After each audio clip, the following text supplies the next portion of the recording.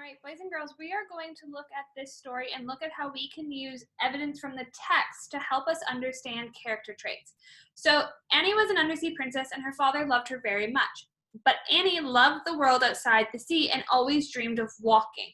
So a character trait that Annie has is dreaming, right? She's a dreamer. So we can say that she dreams, right?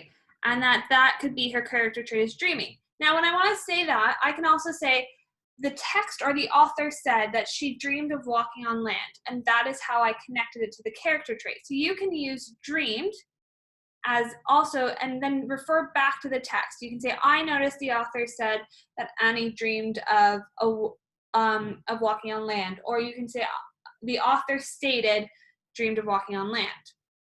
So you can also, the next page is, one day when Annie was swimming, she came upon a sailor who had been thrown from his boat. This was not just any sailor. This was Prince Alexander, the handsomest prince on the seven seas.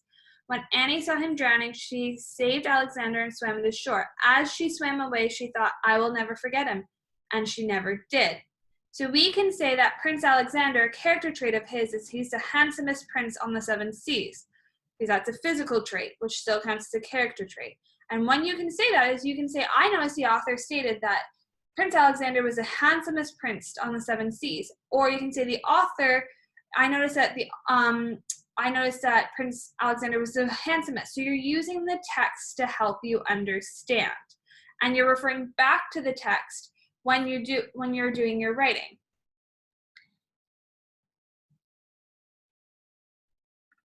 All right, here we go. Sorry, guys. Every day from that day on, Annie would meet Prince Alexander by the rocks at the base of the castle, where they would talk, laugh, and eventually fall in love. You can say that they were both social beings, right? People who like to get to know each other because they would talk and laugh. And so you can say the author stated that they both like to talk and laugh, so that references them being social. So these are different ways that you can use the text to help you help you prove your point of those character traits. So what you're going to do then is you are going to go through the book, and then when you list a character trait, state what the author says, or say, I noticed the author stated this, or I noticed this, to help you be able to understand, to help me understand where you found that in the book.